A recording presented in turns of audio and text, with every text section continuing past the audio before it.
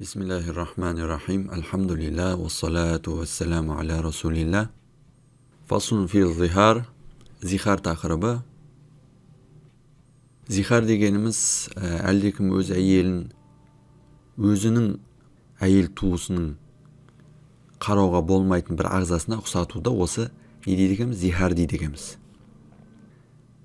Мысалы әйеліне сен маған анамның арқасы сияқтысың десе, немесе сенің басың менің анамның іші сияқты десе, яки сенің жарты денең менің сүт бауырымның арқасы сияқты деген сияқты. Осындай сөздер зихар үкімін тудырады екен. Зихар әйелін өзіне харам ету тәсілі болып табылады. Зихар захрун сөзінен шыққан адамның арқасы деген сөз. Исламнан бұрын арабтарда кеңінен қолданатын бұл тәсілді ислам үкімін өзгертті. Арабтар жаңағыдай өз әйелін егерде өзіне өмірлікке харам еткісі келсе, осылай әйелін зихар етеді екен. Яғни әйелін өзінің анасына ұқсату арқылы оны өзіне өмірлікке харам етеді екен. Алайда басын босатпайтын да болған. Ислам келгеннен кейін зихардың үкімін өзгертті. Исламда кімде-кім әйелін солай зихар үкімімен өзіне харам етсе, әйеліне қайта жақындағысы келген жағдайда зихар кафаратын өтеуі керек болды. Зихар кафаратын өтемей әйеліне жақындаса алмайды. Күнә харам әрекет болып саналды. Жалпы зихардың үкімі исламда күнә. Зихар тәсілімен әйелін өзіне харам ету ислам дінінде күнә. Бұндай әрекетті шариғат құптамайды. Ал енді бұндай әрекетке барған адамға зихар кафараты реттелген. Зихар кафаратын өтемей тұрып әйеліне жақындаса алмайды. Зихар кафаратын өтеп болғаннан кейін барып әйеліне жақындаса алады. Осы кіріспеден кейін кітаптағы мәселеге оралайық. Фаслун фи зихари. Зихар тарауы. Ғұлама кітабында зихардың негізгі үкімдерін беріп өтіп, былай дейді: Ал-зихару, зихар деген ташбиху ма юдафу илейхи талақу мина зәужети. Зихар деген әйелінің талақ сөзіне қосып айтуға жарайтын ағзаларын ұқсату. Кімге ұқсату? Бима яхруму илейхи назару мин удви махрамихи. Өзінің махрам болған әлде бір туыс әйел затының оған қарауға болмайтын ағзасына ұқсату деген сөз. Махрам дегеніміз кім? Махрам дегеніміз өмірлікке некелесе алмайтын әйел туыстарын айтамыз.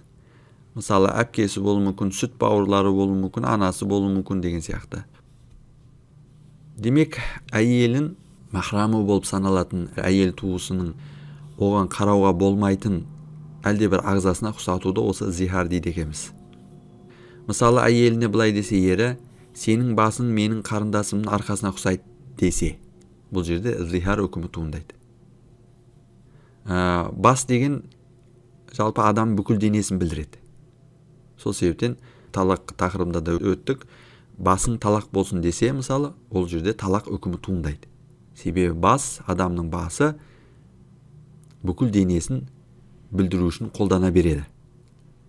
Сондықтан оны зихарға қосып айтса да зихар үкімі туындайды.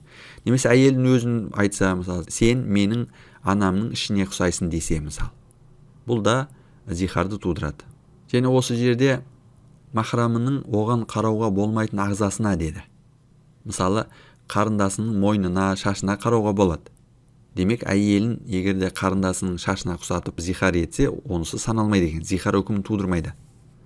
Ал қарындасының тізеден жоғары жеріне қарауына болмайды, мысалы.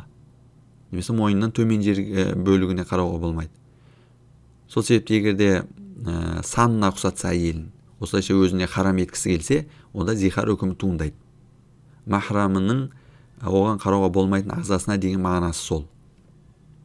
Әйеліне зихар жасағаннан кейін белгілі бір үкімдер туындайды. Ол үкімдер не екен? وَهُوَ يُحَرِّمُ وَطْأَهَا وَدَوَاعِيَهُ.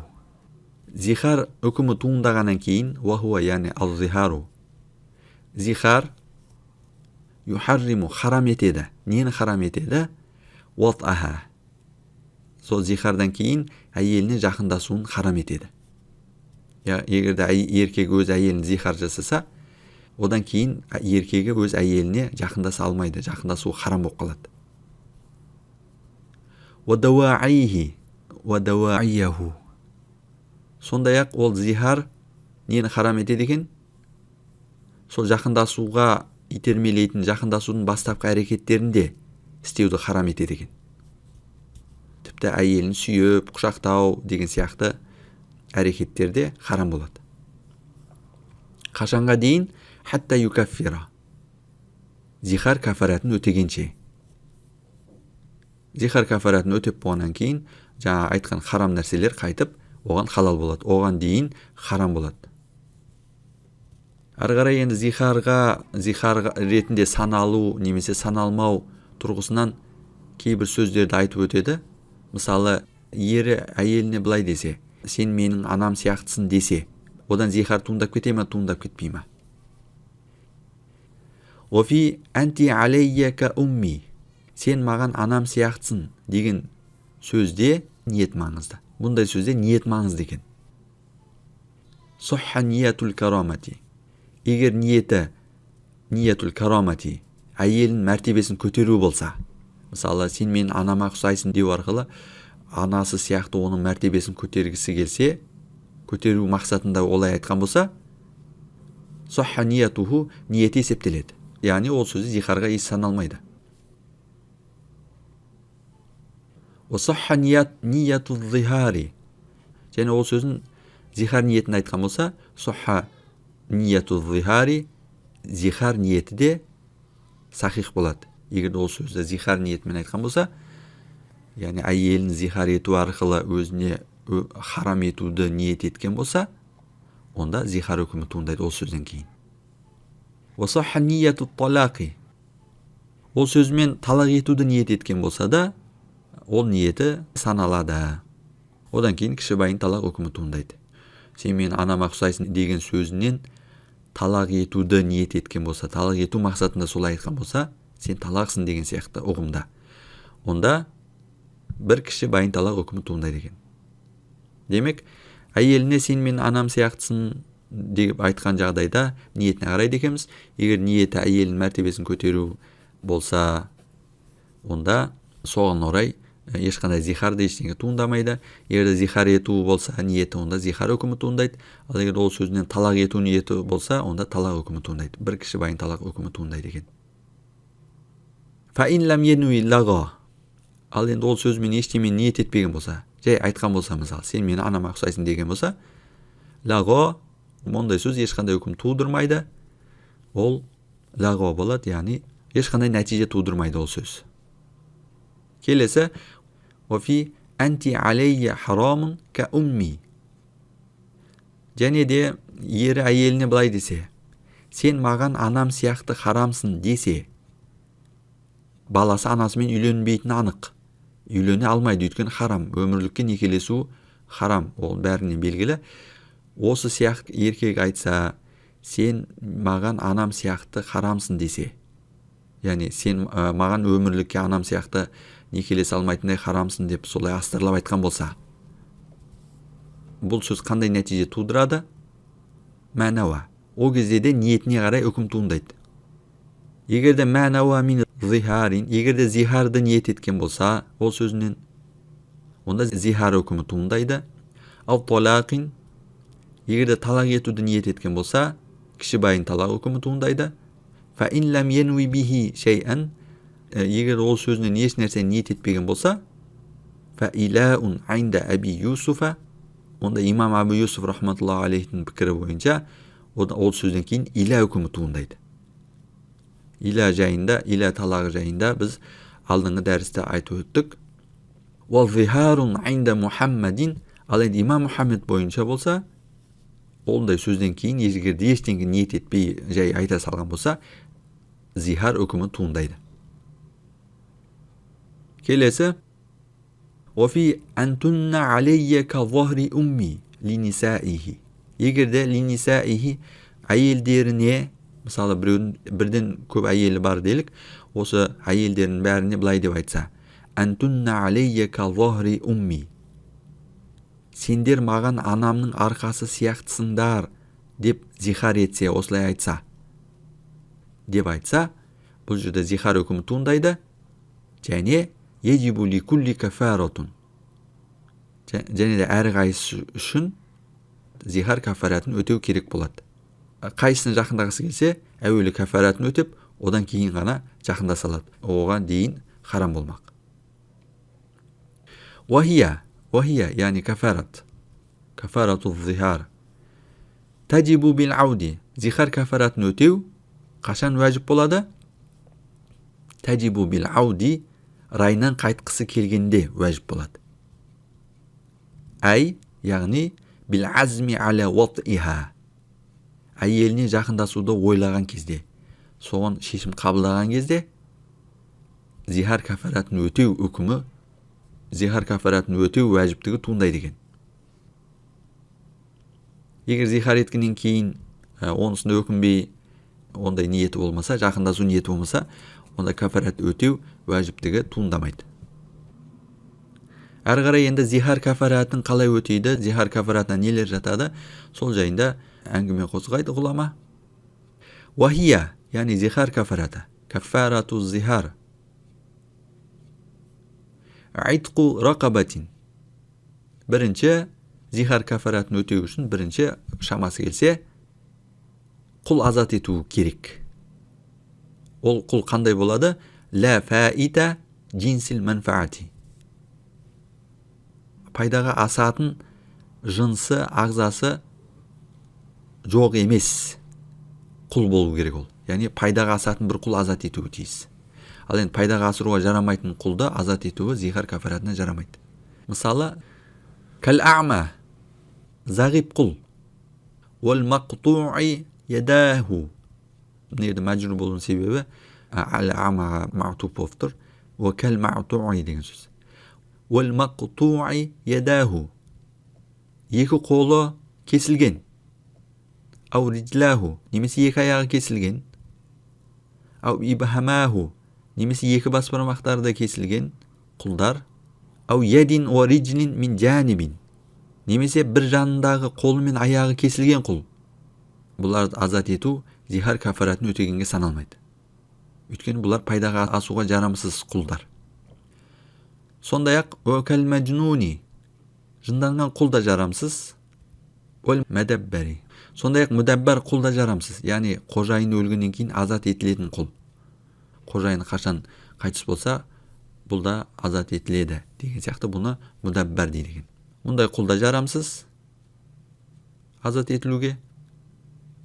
Сондай-ақ уәл мүкәтәби әддә бa'да бәдәлихи, ақысының біразын өтеп қойған мүкәтәб үкіміндегі құл да жарамсыз зихар кафаратына. Мүкәтәб деген қожайынымен белгілі ақыға азаттығын сатып алуға келісім жасасқан құлды айтады. Сондай-ақ уәнисфи абдин мүштәрекин, меншігі ортақ болған құлдың жартысын азат етіп, сумма бақихи бa'да даманихи, өзіне тиесілін ғана азат етіп, қалған жартысын ақшалай толтырам десе де, онысы зихар кафаратына жарамсыз екен. Уәнисфи абдихи сумма бақихи бa'да ватиха, немесе құлының жартысын азат етіп, қалғанын әйелімен қатынасқа түскеннен кейін азат етем деуде жарамсыз. Бұлай да болмайды. Бұл да кафарат, жаңағыдай зихар кафарат үшін өтеген болып есептелмейді. Толықтай пайдаға жарар құл азат еткен болуы керек. Ал енді құл азат етуге шамасы келмесе, мысалы қазіргі таңдағыдай құл азат ететін, құл иеленушілік жоқ заманда құл азат ететіндей мүмкіндік болмаса, онда не істейді? وَإِنْ عَجَزَ عَنِ الْعِتْقِ, егер құл азат етуге шамасы келмесе, صَامَ شَهْرَيْنِ وِلَاءً, үзбей 2 ай ораза ұстайды. Арасын еш үзбейді. Қатарынан 2 ай ораза ұстайды. لَيْسَ فِيهِمَا, ол 2 ай ішінде болмау керек. Не болмау керек? Рамадану вәләл айямул манхияту. Ол 2 ай ішінде Рамазан оразасы және ораза ұстауға тыйым салынған күндер болмау керек. Зихар кафаратын ораза ұстау арқылы өтейтін кісі Рамазан айына келіп қалмайтындай және де айт күндеріне келіп қалмайтындай есептеп ұстауы керек. Егер кафарат оразасын ұстап жүргенде Рамазан айы кіріп кеткісе, әрі қарай ұстаған оразасы кафаратқа емес, Рамазан оразасына саналып кетеді. Кейін Рамазан біткенде кафарат оразасын басынан бастап өтеу керек болып қалады. Сол себептен Рамазанға тура келмейтіндей айларды, күндерді таңдағаны дұрыс. Сондай-ақ әл-айямул манхияту деді. Ораза ұстауға болмайтын күндері бар. Олар ораза айттың бірінші күні мүлдем ораза ұстауға болмайды, харам әрекет, және де құрбан айттың бірінші күні оған қосып тәшрих 3 күн тәшрих күндері. Осы 5 күн ораза ұстамайтын күндер. Демек, зихар кафаратын өтейтін кезде шамасы жетсе, немесе мүмкіндігі болса, бір құл азат етуі керек екен әуелі. Оған шамасы болмаса, ондай мүмкіншілік туындамаса, онда зихар кафаратын өтейтін кісі 2 ай қатарынан үзбей ораза ұстауы тиіс екен.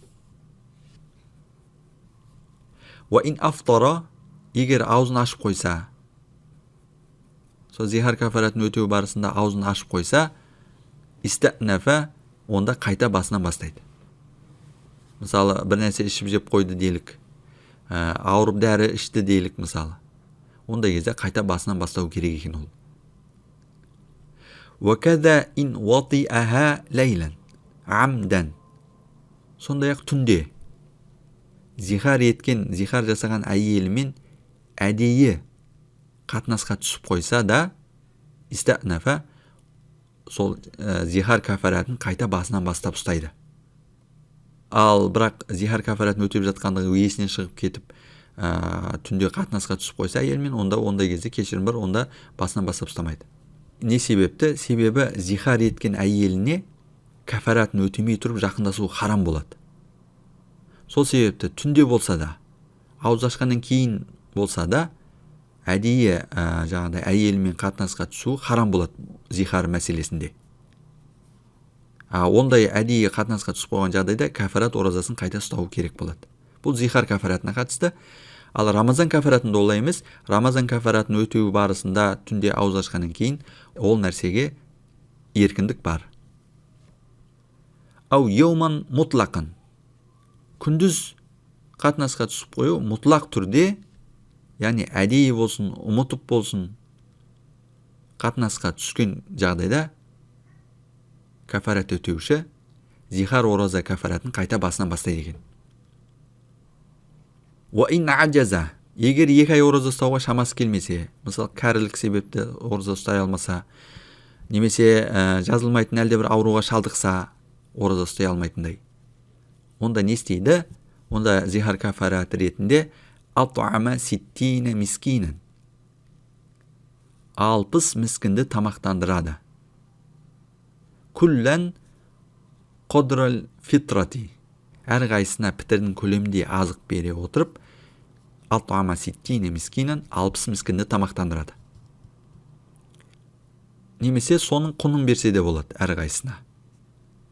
Пітрдің көлемінде деді, пітрдің көлемі 1,5 килограмм бидай, немесе 3 килограмм құрма, яки 3 килограмм арпа, шамамен осылай. Демек, 60 мискінді осындай пітрдің көлеміндей азықпен тамақтандыру арқылы не істейді екен? Кафаратын өтеуіне болады екен. Мискін деген түгі жоқ, аш жалаңаш адамды айтады. Немесе қиматаху деді, соның құнын берсе де болады екен. Ва ин ғаддахум ва ашшахум ва ашбаахум, оларды, яғни 60 мискінді бәрін бірақ ғаддахум, азанға асын беріп, ва ашшахум, кешкі асын беріп, және кешкі асын беріп, ва ашбаахум, осылайша тойдырса да болады. Яғни бәрін жеке-жеке емес, бәрін бірақ алып кеп, азанда бір ас беріп, кешке соларға тағы кешкі асын беріп, осылайша 60 адамды тойдырса кафарат өтеген болып саналады. Бірақ мысалы азанда 60 мискін тамақтандырып, кешке басқа бір 60 мискінді алып келсе, ол саналмайды. Сол бағана азанда ішкен 60 мискін кешке де келіп ішкен болуы тиіс. Ау а'та манна буррин. Немесе әрқайсына бір мән ауырлығындай бидай. Ва манавай тәмрин, 2 мән мөлшеріндей құрма. Ау шаирин, немесе сондай мөлшерде 2 мән мөлшеріндей арпа таратып берсе де, бұл саналады дейді. Яғни 60-ын бәріне осылай таратып берсе, жеке-жеке осы көлемде, онда ол саналады. Мән деген арабша әлде бір заттың салмағын білдіретін мөлшер. Шамамен 800-900 граммға татиды бір мән. 1 килограммдай бидай, ва манавай тәмрин, 2 килограммдай құрма, ау шаир, 2 килограммдай арпа берсе әрқайсына, немесе осылардың құнын берсе әр 60 адамға, онда ол да жарам деген. Ау вахидан шахройни, немесе сондай көлемдегі азықты бір міскінге күнде 2 ай бойы беріп тұруына да болады екен.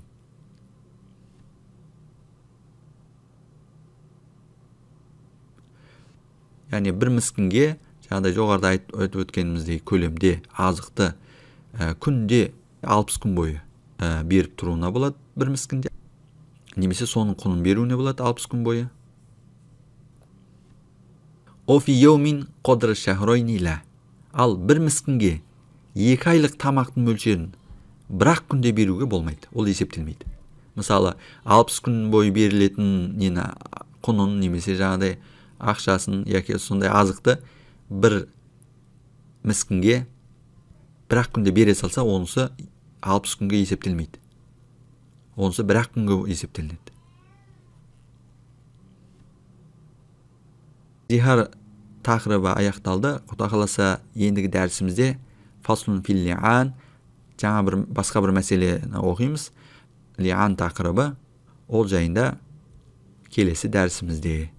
Wa akhiru da'wana anil hamdulillahi rabbil alamin.